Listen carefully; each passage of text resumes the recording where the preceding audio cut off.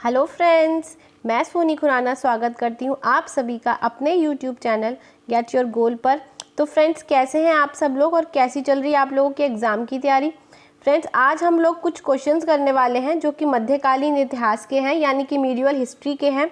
Friends, कुछ question भक्ति काल के होंगे और कुछ क्वेश्चन मुगल वंश के हैं, यानी कि मुगल काल के हैं। ठीक है फ्रेंड्स, ये सारे क्वेश्चंस बहुत इंपॉर्टेंट हैं आपके लिए, क्योंकि ये सारे क्वेश्चन एनसीईआरटी बेस्ड हैं और फ्रीक्वेंटली आस्क्ड क्वेश्चंस हैं। मतलब बहुत सारे क्वेश्चंस ऐसे हैं जो मोस्टली एग्जाम्स में पूछे जाते हैं और आपके कोर्स से रिलेटेड हैं। अगर आपने कोई भी टीचिंग एग्ज़ाम फिल किया है जिसमें एसएसटी आता है, यानी कि सामाजिक विज्ञान आता है, तो ये सारे क्वेश्चंस आपके लिए बहुत इंपॉर्टेंट होने वाले हैं। फ्रेंड्स, आज जो हम क्वेश्चन करने वाले हैं वो 121 से स्टार्ट हैं, 121 नंबर से स्टार्ट हैं और इससे पहले के 120 क्वेश्चंस पिछली वीडियोस में हैं। अगर आपने वो वीडियोस नहीं देखी हैं तो उन वीडियोस को भी देखिएगा, लिंक मैं डिस्क्रिप्शन बॉक्स में डाल दूंगी। अदरवाइज़ आप प्लेलिस्ट में से भी सारी वीडियोस को चेक कर सकते हैं। फ्रेंड्स, मैंने सीरीज़ स्टार्ट की है जिसमें 200 क्वेश्चन हिस्ट्री के, 200 क्वेश्चन ज्योग्राफी के और 200 ही क्वेश्चन पॉलिटी के हैं। फ्रेंड्स, अगर आपको वीडियोस अच्छी लगती हैं तो लाइक शेयर कर दीजिएगा, और अगर अभी तक चैनल को सब्सक्राइब नहीं किया है तो चैनल को सब्सक्राइब करके बेल आइकन को प्रेस कीजिएगा, ताकि आप मेरी सारी वीडियोस के नोटिफिकेशन आपको मिल सके। ठीक है फ्रेंड्स, चलिए स्टार्ट करते हैं आज का फर्स्ट क्वेश्चन है, संकीर्तन प्रथा के जन्मदाता कौन थे? रैदास, चैतन्य, कबीर या फिर मीराबाई? फ्रेंड्स, इसका आंसर है सेकंड, यानी कि चैतन्य। आप इसको कैसे याद कर सकते हैं? देखिए, जैसे संकीर्तन से आप याद रख सकते हैं कीर्तन। देखो, हमें अगर कीर्तन करना है कहीं पर भी तो हमें चेतना का होना ज़रूरी है। चेतना मतलब होता है कॉन्शियस, मतलब हमें कॉन्शियस होना ज़रूरी है, तभी तो हम संकीर्तन कर पाएंगे, या कि तभी तो हम कीर्तन कर पाएंगे। तो आप इसको ऐसे याद कर सकते हैं कि संकीर्तन प्रथा चालू की थी चेतना से, यानी कि चैतन्य ने। ठीक है, आप इसको ऐसे याद कर सकते हैं। ये इसकी ट्रिक है कि संकीर्तन प्रथा के जन्मदाता कौन थे, तो संकीर्तन प्रथा के जन्मदाता थे चैतन्य। ठीक है फ्रेंड्स, अब है नेक्स्ट क्वेश्चन है, उत्तर भारत में भक्ति आंदोलन फैलाने का श्रेय किसे है? रामानंद को, गुरु नानक जी को, चैतन्य को या फिर कबीर को? ठीक है फ्रेंड्स, तो इसका आंसर है रामानंद। इसका आंसर है फर्स्ट, यानी कि रामानंद। उत्तर भारत में भक्ति आंदोलन फैलाने के लिए का श्रेय रामानंद को है। अब आप इसे कैसे याद रखेंगे? देखिए, रामानंद से आप लीजिए राम और आनंद, बचा आनंद, राम प्लस आनंद, यानी कि जब राम जी की भक्ति करते हैं तो हमें आनंद आता है। ठीक है फ्रेंड्स, आता है ना? इसलिए इसको आप ऐसे याद कर सकते हैं, इसकी ऐसे ट्रिक बना सकते हैं कि राम की भक्ति करने पर आनंद आता है, तो भक्ति आंदोलन फैलाने का श्रेय किसे है? रामानंद को। ठीक है फ्रेंड्स, भक्ति आंदोलन फैलाने का श्रेय किसे है? रामानंद को। और संकीर्तन प्रथा प्रारंभ करने का किसको है श्रेय? वो है चैतन्य को। ठीक है, अब हम आते हैं नेक्स्ट क्वेश्चन पर। नेक्स्ट क्वेश्चन है 123rd क्वेश्चन, यानी कि 123 नंबर का क्वेश्चन, कि नामदेव कहाँ के संत थे? महाराष्ट्र, बंगाल, गुजरात या फिर उड़ीसा?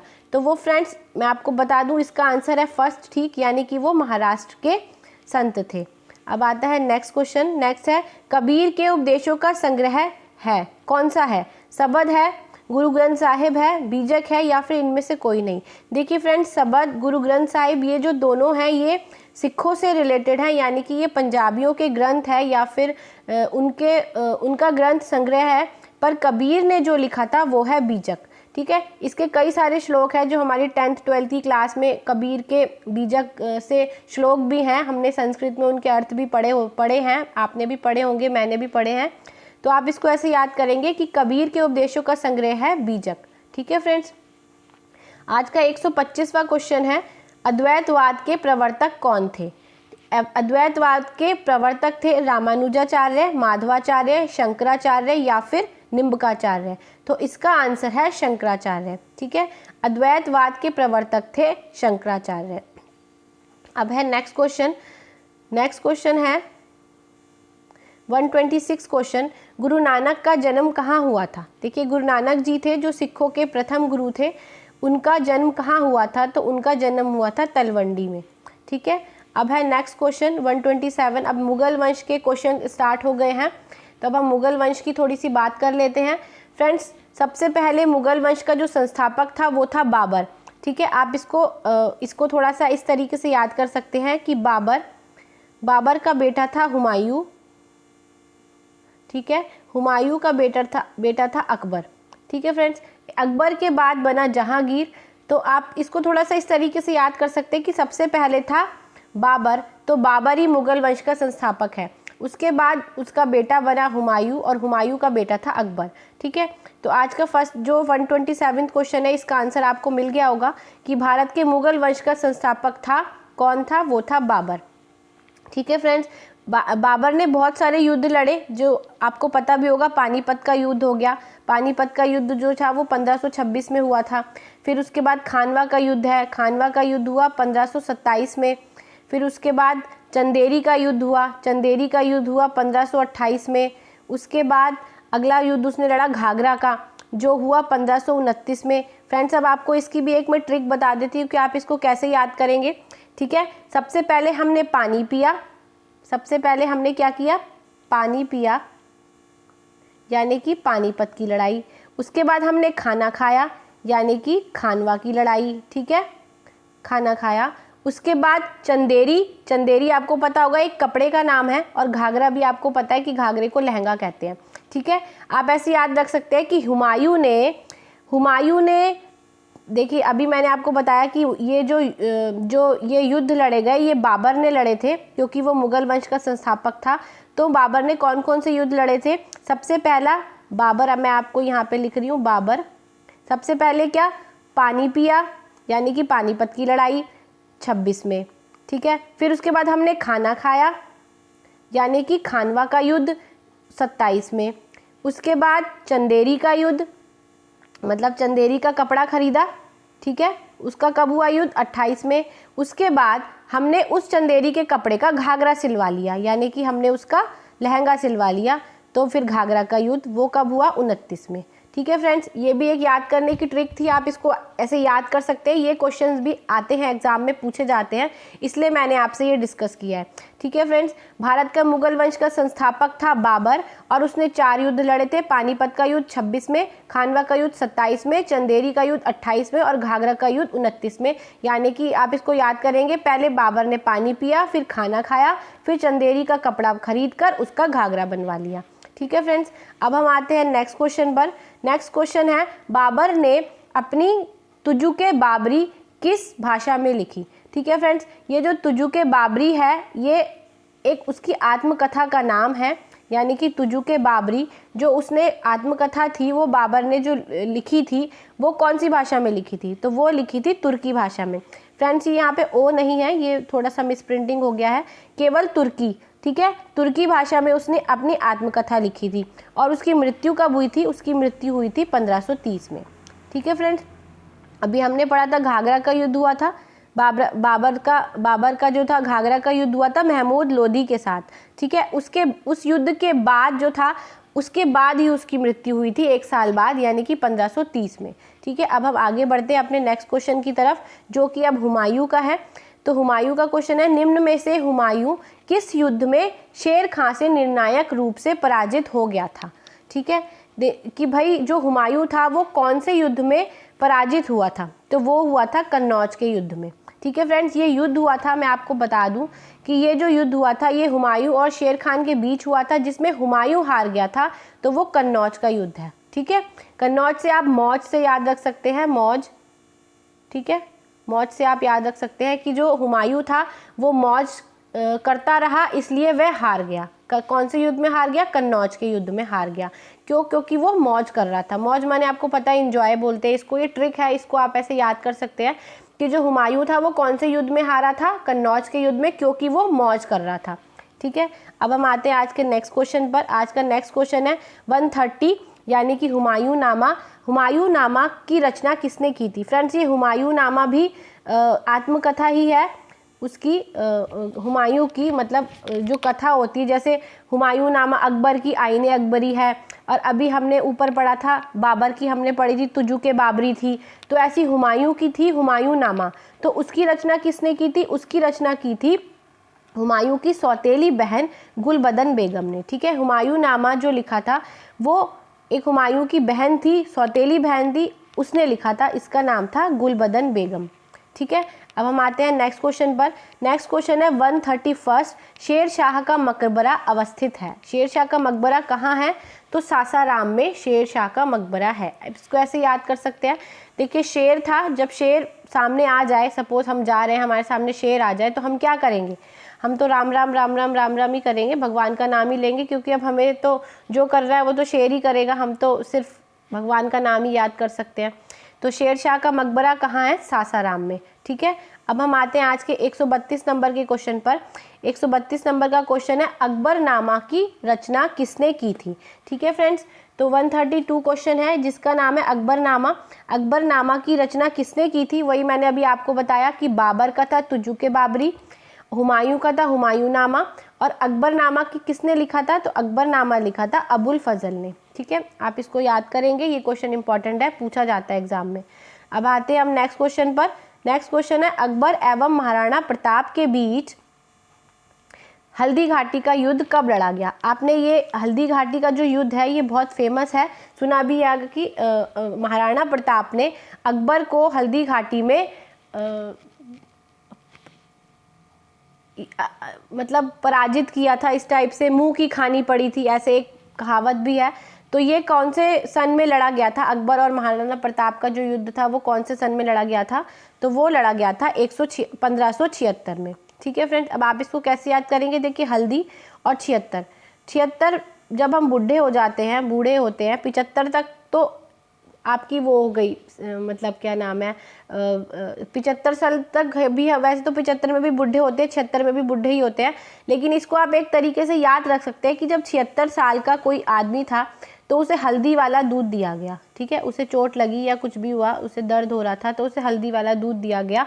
तो 1976 में हल्दी घाटी का युद्ध हुआ था। किसके बीच में? किसके बीच में हुआ था ये भी आपको देखना है, अकबर और महाराणा प्रताप के बीच में, ठीक है। अब है नेक्स्ट क्वेश्चन 134 किस मुगल शासक ने न्याय की घंटी लगवाई थी? ठीक है फ्रेंड्स, न्याय की घंटी लगवाई थी, मैं आपको ये बता दूं कि ये जो न्याय की घंटी लगाई थी ये लगाई थी जहांगीर ने, ठीक है फ्रेंड्स। जहांगीर ने जो लगवाई थी ये थी सोने की घंटी। वो उसने क्यों लगवाई थी? वो उसने इसलिए लगाई थी कि अगर किसी को भी न्याय की ज़रूरत है या किसी को ज़रूरत है, कोई न्याय चाहता है, तो वो जंजीर से सोने की जंजीर उसने अपने बाहर लगाई थी, अपने महल के बाहर लगवाई थी। उसको वो बजाकर या उस जंजीर को खींचकर तो वो घंटी बजती थी, और फिर वो जो राजा था, मतलब जो जहांगीर था, जो सम्राट था, वो सभा बुलाता था और फिर वो उसको न्याय दिलाता था, ठीक है। अब हम आते हैं नेक्स्ट क्वेश्चन पर। नेक्स्ट क्वेश्चन है निम्न में से किसके शासनकाल में चित्रकला का सर्वाधिक विकास हुआ था? तो फ्रेंड्स ये भी जहांगीर के समय में ही हुआ था। अब आप इसको कैसे याद रखेंगे? देखिए जहांगीर, ठीक है, पहले आप उसको याद करें ऊपर वाले क्वेश्चन को। देखिए गिर माने गिर, गिर से आप याद रख सकते हैं कि गिर, ठीक है, गिर। तो देखो कहाँ पे गिर गया था, आप ऐसे अपने मन में एक चीज़ बनाइए कि घंटी लगी हुई है और वो घंटी नीचे गिर गई है, ठीक है। तो आप जैसे ही वो सोचेंगे कि घंटी लगी हुई है और वो नीचे गिर गई है, तो गिर से बनेगा गिर, गिर से बन जाएगा गिर, तो यानी कि जहांगीर। जहांगीर ने सोने की घंटी लगवाई थी अपने महल में, और जो वो घंटी थी वो इतनी सुंदर थी, उस पर बहुत अलग तरीके की काश्तकारी थी, बहुत सारा चित्रकला था, चित्रकला का काम हो रखा था। तो अब आप ऐसे याद रखेंगे कि घंटी पर चित्रकला का काम हो रखा था। तो किसके समय में सबसे ज़्यादा विकास हुआ था चित्रकला का? तो वो हुआ था जहांगीर के समय में, ठीक है फ्रेंड्स, ये आ गया जहांगीर। अब आप इसको याद करने की मैंने आपको ट्रिक बता दी है कि गिर से बनेगा गिर, यानी कि घंटी लगी हुई है वो गिर गई है, तो जहांगीर के समय में सोने की घंटी थी, वो न्याय दिलाता था, और दूसरा उसी के समय में चित्रकला का सर्वाधिक विकास हुआ था, ठीक है। अब हम आते हैं नेक्स्ट क्वेश्चन पर, जो कि है 136 क्वेश्चन कि मुगल काल में सर्वाधिक हिंदू मनसबदार किसके समय में थे? देखिए फ्रेंड्स, मनसबदार जो होते हैं वो सेना से संबंधित लोग होते हैं, मतलब उसके सभा से संबंधित, उसके राज्य में जो उसको काम करते हैं राजा के लिए या मुगल बादशाह के लिए, आप कहें सम्राट के लिए काम करते हैं, तो वो मनसबदार होते हैं। तो सबसे ज़्यादा किसके पास थे या किसने रखे थे? लेकिन वो हिंदू थे, मुसलमान भी थे लेकिन हिंदू ज़्यादा थे। किसके समय में थे? तो वो थे औरंगजेब के समय में। अब आप इसको कैसे याद रखेंगे कि एक मुगल सम्राट था, वो हिंदुओं को अपनी जेब में रखता था, ठीक है, तो आप इसको ऐसे याद करेंगे जेब से कि मनसबदार उसने सबसे ज़्यादा रखे थे, किसने, जिसकी जेब बड़ी होगी, यानी कि औरंगजेब ने सबसे ज़्यादा हिंदू मनसबदार रखे थे। ठीक है फ्रेंड्स, अब हम आते हैं नेक्स्ट क्वेश्चन पर। नेक्स्ट क्वेश्चन है दिल्ली का लाल किला किसने बनवाया था। ठीक है, दिल्ली का लाल किला, देखिए फ्रेंड्स एक बात मैं आपको बता दूं कि हम बचपन से पढ़ते आए हैं कि ताजमहल किसने बनाया था। ताजमहल हम बचपन से पढ़ते आए कि ताजमहल शाहजहां ने बनाया था। अब आप इसी से याद करेंगे कि दिल्ली का लाल किला भी शाहजहां ने ही बनाया था। ठीक है, अब आप इसको कभी नहीं भूलेंगे कि ताजमहल किसने बनाया था, उसी ने ही लाल किला भी बनाया था। देखिए ताजमहल अपने आप में एक बहुत ही फेमस मॉन्यूमेंट है, वैसे ही दिल्ली का भी लाल किला बहुत ही फेमस मॉन्यूमेंट है। तो वो दोनों एक ही बंदे ने बनाई थी, वो कौन था, शाहजहां। ठीक है, दिल्ली का लाल किला किसने बनवाया था, शाहजहां ने बनवाया था। और आगरा का ताजमहल किसने बनवाया था, वो भी शाहजहां ने ही बनवाया था। ठीक है, अब हम आते हैं नेक्स्ट क्वेश्चन पर। 138 क्वेश्चन, किस मुगल शासक ने गुरु अर्जन देव को फांसी दी थी। ठीक है फ्रेंड्स, ये सिखों के गुरु थे, तो उनको फांसी किसने दी थी, तो उनको जो गुरुजी थे, जो अर्जुन देव गुरुजी थे, उनको फांसी किसने दी थी, तो उनको फांसी दी थी जहांगीर ने। ठीक है, इसको भी आप ऐसे ही याद करेंगे कि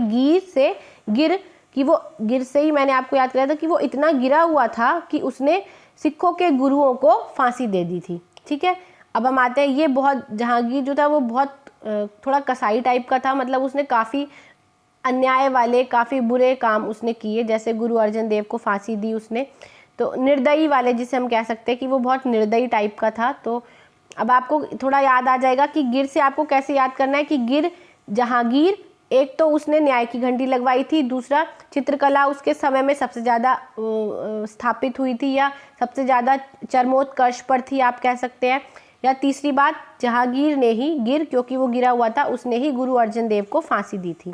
ठीक है, अब हम आते हैं नेक्स्ट क्वेश्चन पर। आज का नेक्स्ट क्वेश्चन है जिंदा पीर किस मुगल शासक को कहा जाता है। ठीक है फ्रेंड्स, तो जिंदा पीर कहा जाता है औरंगजेब को। अब आप ऐसे भी याद रख सकते हैं, मैंने अभी आपको बताया कि हिंदुओं को सबसे ज़्यादा अपनी जेब में किसने रखा हुआ था, तो वो औरंगजेब ने रखा हुआ था। ये मैं पहचानी, इसकी मैं आपको ट्रिक कोई और भी बता सकती थी, बट मैंने ये ट्रिक इसलिए बताई क्योंकि मैंने नीचे ये क्वेश्चन डाला था। देखिए जेब, उसने अपनी जेब में हिंदुओं को रखा था, किसको रखा था, हिंदुओं को जो जिंदा थे। ठीक है, तो आप ऐसे याद रखेंगे कि जिंदा पीर किसे कहते हैं, औरंगजेब को। क्यों, क्योंकि उसने, मतलब जिंदा पीर उसे इसलिए नहीं कहते हैं, ये ट्रिक मैंने आपको बताई थी कि सबसे ज़्यादा हिंदू मनसबदार थे औरंगजेब के समय में, और उसे ही जिंदा पीर कहा जाता था। आप इसको जेब से याद रखेंगे। ठीक है, अब हम आते हैं नेक्स्ट क्वेश्चन पर, जो कि आज का लास्ट क्वेश्चन है लास्ट क्वेश्चन है आज का, ताजमहल किसकी याद में बनाया गया था। ठीक है फ्रेंड्स, तो ताजमहल किसकी याद में बनाया गया था, गुलबदन बेगम की याद में, मुमताज महल की याद में, नूरजहां की याद में, या फिर रोशन आरा की याद में। तो ये क्वेश्चन बहुत इजी है और सबको पता है कि इसका आंसर है मुमताज महल। ठीक है फ्रेंड्स, आई होप आपको क्वेश्चन अच्छे लगे होंगे, क्वेश्चंस इंपॉर्टेंट लगे होंगे, वीडियो अच्छी लगी होगी। फ्रेंड्स अगर वीडियो अच्छी लगी हो तो लाइक शेयर कर दीजिएगा, और कमेंट सेक्शन में ज़रूर बताइएगा कि आपको वीडियो कैसी लगी और आपके कितने क्वेश्चंस ठीक हुए, यानी कि 20 में से आपके कितने मार्क्स आए। और फ्रेंड्स अगर चैनल को सब्सक्राइब नहीं किया है तो सब्सक्राइब कर लीजिएगा। Thanks for watching my video and good best wishes for your exams. Thank you.